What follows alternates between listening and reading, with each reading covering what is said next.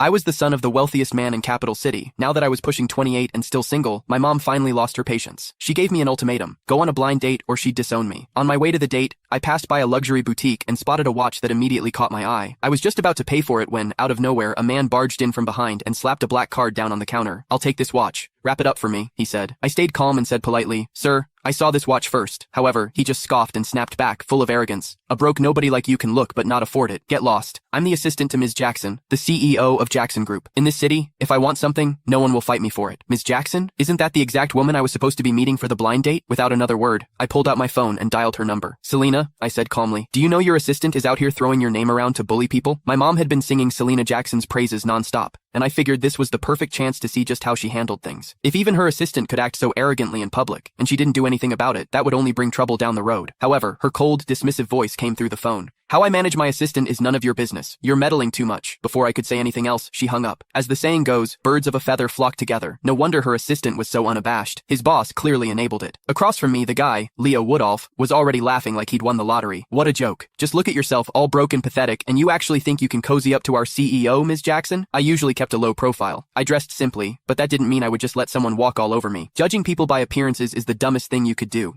I said calmly. "I'd suggest you watch your mouth, or you're going to regret it." However, I wasn't about to waste any more words on a clown like him. I reached into my bag, pulled out a card, and handed it to the sales associate for her to ring up the watch for me. The associate looked at my card, then at Leo, clearly hesitant. She froze, not knowing what to do. Leo just laughed louder. "You low-life piece of trash. Are you still trying to act like you're somebody? This entire mall belongs to the Jacksons. If I don't give the word, you can't even buy a single screw in here." Then, with a smug grin, he yanked the card from my hand and flung it toward the entrance. "Waving around some cheap-ass card thinking you're hot shit? I'm not falling for it. Get lost." In all my life, no one had ever dared to humiliate me like that. Leo had seriously crossed a line. Without another word, I grabbed his arm in one swift motion and dragged him to the front of the store. My voice dropped cold as ice as I ordered, "Pick up my card." The salesgirls in the store stared in shock. "Oh my god, did he really just say that to Mr. Woodolph? Is he crazy?" "Mr. Woodolph is Mrs. Jackson's right-hand man. Offending him is the same as offending her." One of the employees tried to talk me down. "Sir, it's just a watch. It's not worth angering the Jackson Group over this. Please, just let him go. Yeah, you should apologize to Mr. Woodolph while you still can. Beg for forgiveness. It might not be too late." Leo, clearly feeding off the attention, yanked his arm away and shouted, "You worthless trash!